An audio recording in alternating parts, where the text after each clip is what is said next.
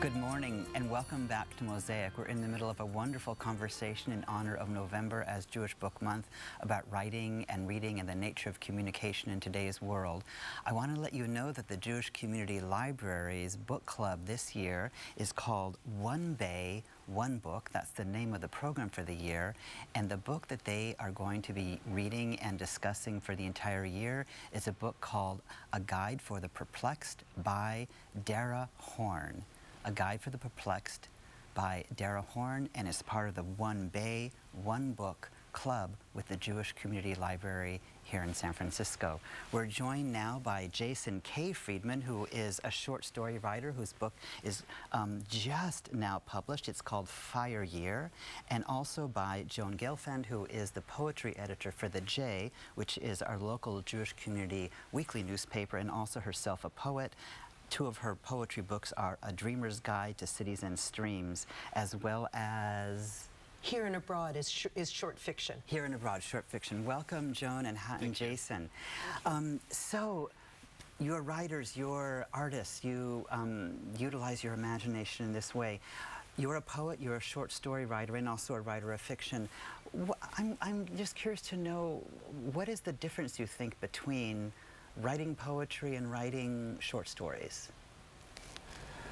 I don't write poetry, but I admire poets so much. I mean, this sounds flip, but I actually mean this quite sincerely. I think that a person who writes novels or short stories is maybe a person who can't be a poet, who can't say it in as short a space as a poet. I mean, I think the poetry is somehow a distillation of maybe what we all want to say, but kind of can't say. So I have huge admiration for poets.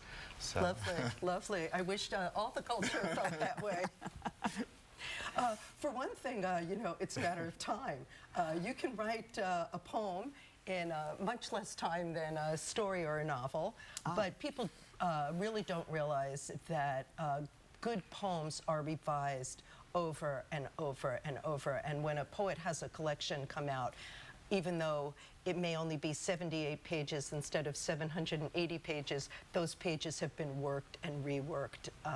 It's a labor of love, is what it is, and it's hard work. And just to ask a very basic question, because I know a lot of people out there sort of think about this. Certainly there are other writers listening to us talk, and people who are readers and just admire that and enjoy it. Why do you write? Should I start? Sure. I thought about that question, and when you start to write, I started to write very young. I started to write when I was in my teens. You write because you get encouraged. I mean, you put a toe in the water and you say, here's a poem, and you present it to someone, and they're touched. And you go, oh, well, that's interesting. And so you write again, and then you do a reading, and people come up to you and say that they cried. And then you go, well, oh, that's interesting. And so, I went for my master's, and, my teachers encouraged me. Oh, this piece could be a film. You get that kind of support, and that's really what keeps you going, especially over years. And Jason? Well, I write to understand something. So, I mean, the classic example would be, something that's bothering me. I mean, I think this is why people write songs, and it's an urge to write something that's, to understand what's bothering you. But I also try to understand things that aren't immediately bothering me. I've taught creative writing, and I always tell my students, write what you want to know, which is sort of a little variation on the actual classic thing. You're supposed to say, like, write what you do know. To me, if it's something that I want to know, that drive to understand is going to be reflected in the drive of the story, right? That's going to be the narrative impulse to understand something. So I write about things that I really don't have immediate knowledge of at all. But there are things I want to know about. That's a wonderful segue. Can I say something about political poetry? Because we talk a lot in the community about political poetry, and there's a brilliant essay by Stephen Dunn, who's a Pulitzer Prize-winning poet, and he says, you can write political poetry, but unless you don't know what the ending is, it's not going to work. Yeah. Same thing. There has to be an element of surprise. Definitely. That if you sit down and you know where you're going and what you want to say, then it's going to come out didactic and polemical, and really beautiful tie-in to that. Yeah, I would agree completely. Not talking just about political writing, but just sort of knowing what the ending is. We all writers have the experience of people saying, that makes such a great story. And so sometimes one is tempted to write that great story, but you already know the ending of that story. It actually doesn't make such a great story because you've told the story. You know how it's going to end. It's a joke. You've made the joke. So to sort of to have a sort of basic idea of where I'm going without knowing how it's going to end up, being surprised, that's like the most wonderful feeling. Actually, the most wonderful feeling for me when I'm writing is when I get to the point where I realize I don't have to go any farther. And when that moment takes me by surprise, that's the best. Like, wow, I can stop. We're going to stop really quick right now, actually, and take a break. And we're going to show your books on the screen as we go to the break. And please come back in just a moment here on Mosaic.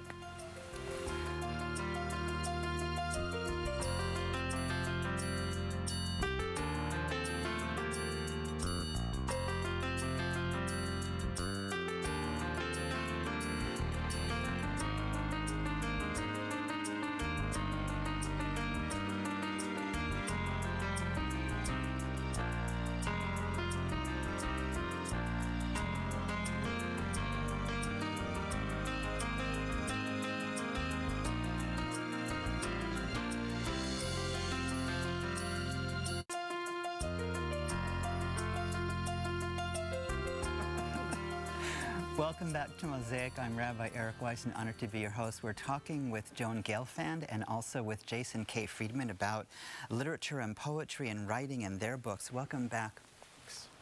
Joan and Jason, you know, it occurred to me that, just to make a general statement, most people begin writing by writing in a diary, or maybe they get an essay assignment from their school, and that in some ways I wonder if writing at a certain point makes a shift, and essentially a book or a book of poetry ends up being something like a public diary that then is kind of given to the world. The diary is typically thought of as something that's kept secret for oneself, but then once you show somebody and get encouragement, then you actually move into a little bit of the public sphere. And I'm just wondering sort of what you think of that for your own particular writing process, or as you developed as writers. Does that ring a bell in any way to you? It really does. Yeah. One thing that we learn when we're in writers groups or MFA programs or wherever we learn how to be professional writers is there is writing that's private. And that's the diary writing that is healing and that is important and that helps people to know themselves. But when you put your work out in public, you start to want to have some universality. Okay, so there has to be some epiphany, some truth moment that's bigger than your own personal experience. Yeah. So only because we have just a little bit of time left, let's, Joan, talk about your couple of books. We'll ask Jason to talk about his recently new published book as well, so we have people hear a little bit about them. And don't tell us too much, just tell us enough to make us want to go get them.